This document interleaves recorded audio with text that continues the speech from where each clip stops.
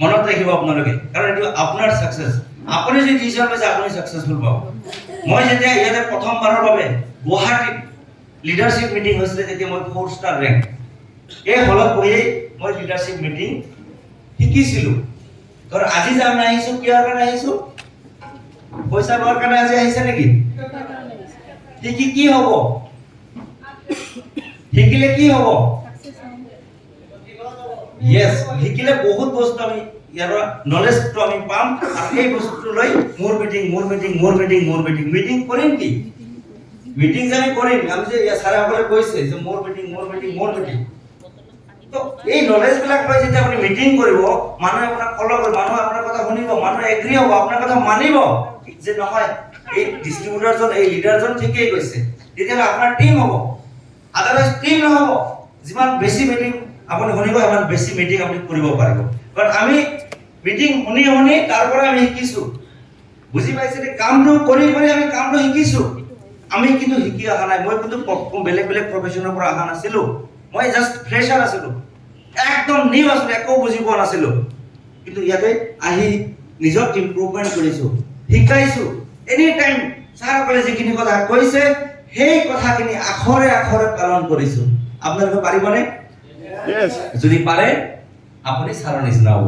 যদি পাৰে আপুনি ইয়াতে আহি লেকচাৰ দিব পাৰিব। যদি আপুনি এই কথাখিনি সদায় মনত ৰাখি কাম কৰে, you are the great leader. So আমি নিশ্চয় সাকসেসৰ কাৰণে কাম কৰিম। Yes or no? কিন্তু সদায় চাৰিটা কথা মনত ৰাখিব লাগিব। যদি আপুনি সাকসেসৰ কাৰণে কাম কৰে, সাকসেসৰ চাৰিটা স্টেপ আছে আমি জানিব লাগিব। যে প্ৰথম স্টেপটো হ'ল সাৰ্ভাইভাল পিৰিয়ড। চাৰিটা পিৰিয়ড আছে সাকসেসৰ। এই সাৰ্ভাইভাল পিৰিয়ড হ'ল বহুত ডেঞ্জাৰাস পিৰিয়ড বুলি কোৱা হয়। 1 মাহ আজি যদি জয়েন কৰিছে, আজিৰ পৰা 6 মাহলৈকে আপুনি যে টেনচন বাচি থাকিব কোনো গ্যাৰান্টি নাই। যদি নিজক এই 6 মাহলৈকে আপুনি বচাই ৰাখিব পাৰিছে, যদি এই নেগেটিভ মানুহৰ পৰা আপুনি অলপ দূৰত থাকিব পাৰিছে, তেতিয়াহ'লে আপুনি সাকসেস। আৰু সার্ভাইভাল পিরিয়ডত ইনকাম আপুনি দেখা নাপাব। জাস্ট মিনিমাম ইনকাম হ'ব, এইটো ম্যাক্সিমাম ইনকাম নহয়, জাস্ট অকমান ইনকাম হ'ব আপোনাৰ। আৰু এই ইনকামৰ জৰিয়তে আপোনাৰ গাড়ী নহয়, আপোনাৰ ঘৰ নহয়, আপোনাৰ বাড়ী নহয়, আপোনাৰ টুৰ নহয়, জাস্ট মিনিমাম ইনকাম এটা। যে নহয় ইয়াতে কাম কৰিলে যে পইচা পোৱা যায় এই বিলিভটো আপোনাৰ আহিব। কাৰণ এই পিৰিয়ড কিন্তু ম্যাক্সিমাম মানুহৰ শিকাৰ হয়। কি শিকাৰ হয়? আজি ইয়াতে আহিছে, অকমান ট্ৰেইনিং পাইছে, এভেলেবল বিষয়, ডাইৰেক্ট সেলিঙৰ বিষয়, টিএনচৰ বিষয়, মাৰ্কেটিঙৰ ওপৰত, প্ৰডাক্টৰ ওপৰত, স্কিলৰ ওপৰত, কমিউনিকেশ্যন স্কিলৰ ওপৰত, লিডাৰশ্বিপ স্কিলৰ ওপৰত। তো কিছুমান মানুহৰ আপুনি ইয়াৰ পৰা ওলাই যোৱাৰ পিছতে বেলেগ কোম্পানী আপোনাক এপ্ৰোচ কৰাৰ বিনিময়ত সেইজন নতুন ডিস্ট্ৰিবিউটৰ ভাবে কি যে মইতো বহুত জানা হৈ গলো, মই এতিয়া বেলেগ কোম্পানী ষ্টাৰ্ট কৰো। এনেকুৱা বহুত কিন্তু হৈছে। কিন্তু বি কেয়াৰফুল, আপোনালোকে বেলেগৰ শিকাৰ নহব, কোম্পানী চেঞ্জ নকৰিব। মনত থাকিবনে? এই 6 মাহলৈকে আপোনালোকে টিকি থাকিব লাগিব। কিন্তু 6 মাহলৈকে টিকি থকাটো বহুত ডাঙৰ কথা। মানুহ আপোনাক এনেকৈ ক'ব যে কেতিয়া কোম্পানী কৰি দিয়ে, কামুৰি দিয়ে, এনেকুৱা কিছুমান কুৱেশ্যন কৰিব, এনেকুৱা বিমূৰত পেলাই দিব যে টিএনচটো বেয়াই নেকি, টিএনচে পৰাকে কাম নকৰেই নেকি, এনেকুৱা আপোনাৰ ডিচিশনত আপোনাক লৈ যাব। এনেকুৱা লাগিব আপোনাৰ। কিন্তু আপুনি সেভ হ'ব লাগিব। আপুনি যেহেতু আগতীয়াকৈ জানিছে যে এই পিৰিয়ডত সাৰ্ভাইভাল পিৰিয়ড যেহেতু ৰিস্ক আছে, তো সেইকাৰণে আপুনি সেভ হৈ কাম কৰিব লাগিব। কাৰণ আপুনি যেহেতু আজি জানিছে, যেহেতু আপুনি আজি শিকিছে, এই কথাখিনি মনত ৰাখি আপুনি কাম কৰিব লাগিব। কৰবাত গৈছে বুলি যে মানুহ জয়েন আপোনাৰ লগত কৰিব, আপোনাৰ টিমৰ লগত যে আহিব, মিছা কথা। কিন্তু এইটো আপুনি জানাটো দৰকাৰ। অকমান হাৰ্ড আছে, 6 মাহলৈকে টিকি থাকিব পাৰিব না আপোনালোকে? আৰু এই কথাখিনি আপুনি আপোনাৰ টিমক শিকাব, তেতিয়াহ'লে টিম বিলাক বনি থাকিব। এতিয়া সেকেন্ড স্টেপটো হ'ল ষ্টেবল পিৰিয়ড। আজিৰ পৰা 3 বছৰলৈকে ষ্টেবল পিৰিয়ড থাকে। ষ্টেবল পিৰিয়ড য'ত 30-40 হাজাৰ টকা, 50 হাজাৰ টকা আপুনি ইনকাম কৰিব পাৰিব। more than 60,000 50,000 ইনকাম হ'ব, তাতকৈ বেছি নহ'ব। এনেকুৱা নহয় যে জয়েন কৰাৰ লগে লগে আপুনি লাখ টকা পাব, তেনেকুৱা নহয়। কিন্তু এই 3 বছৰ পিৰিয়ডলৈকেও আপুনি টিকি থকাটো বহুত কঠিন।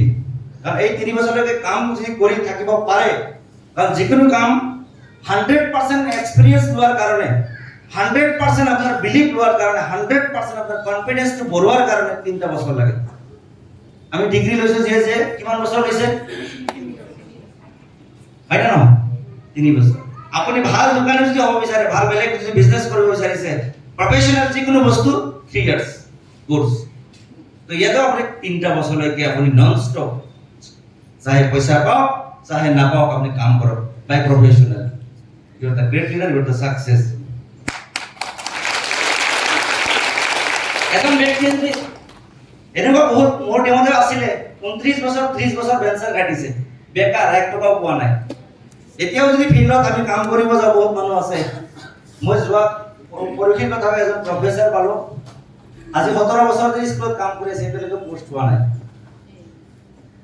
কেনেকুৱা তাৰ ফ্যামিলি কেনেকুৱা চলিছে তোৰ কেনেকুৱা টেনচন কেনেকুৱা হেজিটেশন তাৰ কেনেকুৱা ফিল হ'ব পাৰে তেখেত কৈছে নিজৰ মুখেদি যে ড্ৰিম ডেস্ট্ৰয় হৈ গৈছে এতিয়া জীৱনত একো নাই এনেকৈ চলিব সপোনবিলাক সব ভাঙি চুৰমাৰ হৈ গৈছে মই তেওঁক এটা কথাই ক'লো যে যি কেইবছৰ লছ কৰিছে এতিয়াও আপোনাৰ হাতত ৰাস্তা আছে যদি আপুনি বিচাৰে তো তেওঁক বিজনেসটো বুজাইছো প্ল্যানটো বুজাইছো কনসেপ্টটো বুজাইছো ডাইৰেক্ট সেলিংটো বুজাইছো ইন্টাৰেস্টেড হৈ গৈছে তো ড্ৰিমবিলাক জাগ্ৰত হৈছে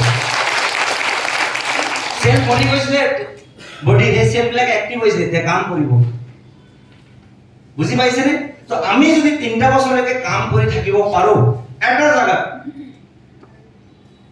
আপুনি বেকাৰ থাকিব নালাগে আপনার more than 50,000 1 lakh of the income হ'ব যদি আপুনি কন্টিনিউ প্রসেস ভাল সিস্টেমত আপুনি কাম কৰি গৈ থাকে আৰু এটো ষ্টেবল মানে সাকসেস বুলি কোৱা হয় এই পিৰিয়ডত আপুনি জীয়াই থাকিব লাগিব আপুনি তেতিয়া আপুনি লিডাৰ তেতিয়া আপুনি সাকসেস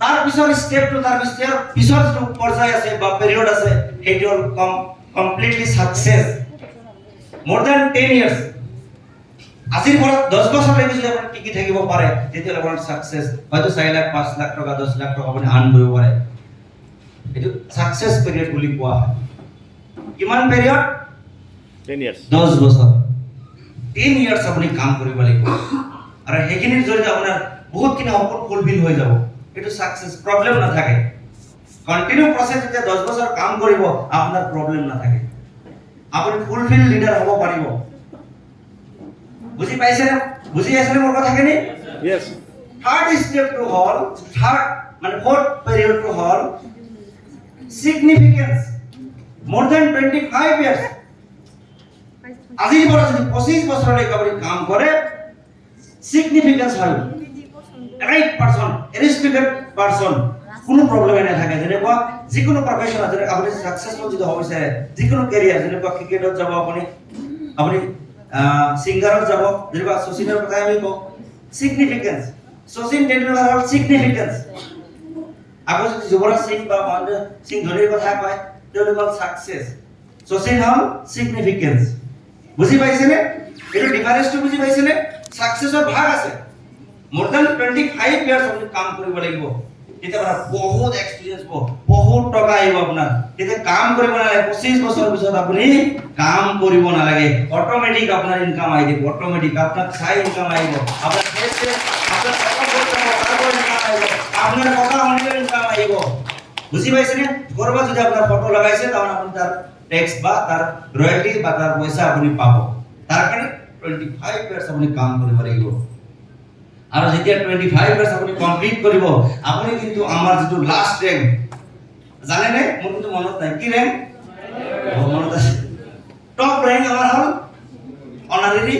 ডাইৰেক্টৰ এইচডি আপোনাৰ সেই ৰ্যাঙ্কটো কমপ্লিট হ'ব আৰু আপুনি সিগনিফিকেন্স হৈ যাব তাৰমানে আপুনি এইটোৰ আইডল বুজি পাইছে নে আপোনাক দেখিয়ে পৃথিৱী চলিব আপোনাক দেখিয়ে ইন্ডিয়া চলিব আপোনাক দেখিয়ে মানুহ চলিব ভাল কথা বেয়া সো তাৰ কাৰণে 25 ইয়াৰ্স আপুনি সিস্টেমৰ লগত জড়িত হৈ আগুৱাই লৈ যাওক কাম কৰক শিকক ট্ৰেনিং লওক তেতিয়া আপোনাৰ আগবাঢ়িব সিস্টেমটো আদৰাইছে এই সিস্টেমটো আগ নাবাঢ়ে মাই ডিয়াৰ ফ্ৰেন্ডছ তো আজি সঁচাই মই লাকি ফিল কৰিছো যে মই আপোনালোকৰ আগত এইখিনি কথা ক'ব পাৰিছো কাৰণ এইটোৱে মোৰ কাৰণে এটা ট্ৰেনিং এইটো মোৰ কাৰণে এটা এক্সপেৰিয়েন্স কাৰণ এইখিনি কথা কোৱাৰ কাৰণে মোৰ 5 6 7 বছৰ কাম কৰাৰ বিনিময়ত আপোনালোকৰ আগত ক'ব পাৰিছো আৰু আপোনালোকে কি কৰিব লাগিব কন্টিনিউ বেসিস প্ৰেক্টিস কেতিয়াবা আপোনালোকে মিটিং কৰে নে হোম মিটিং Yes. সেমিনাৰ কৰে নে Yes. কিয় কথা ক্লিয়াৰ আছে না আপোনালোকৰ কথা ক'ব পাৰে নে নাই তো কিয় ইয়েস আৰ নো কোৱা নাই এই সেমিনাৰত ইয়েস আর নো ক'ব লাগিব ইয়েস আর নো ওকে তেতিয়াহে আপুনি জিন্দা বুলি আমি ভাবি লম বুজি পাইছে নে ভাবি লম বেয়া নাপাব এটা একটা ট্রেনিং হয়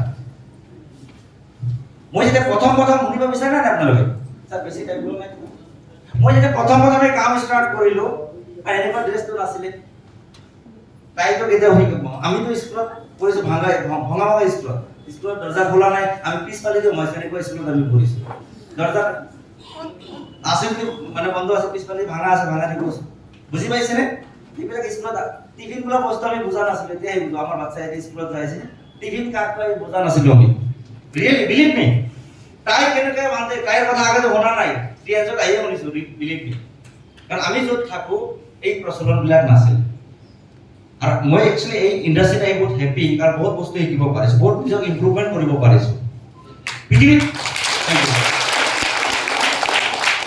যিখিনি বস্তু কলেজত স্কুলত প্ৰাইমাৰী স্কুলত বা ঘৰত সমাজত শিকিব পৰা নাই এই বস্তুখিনি কিন্তু টিএছৰ পৰা শিকিছো আলোচনা বেয়া আছে অকল টকাৰ কাৰণে যে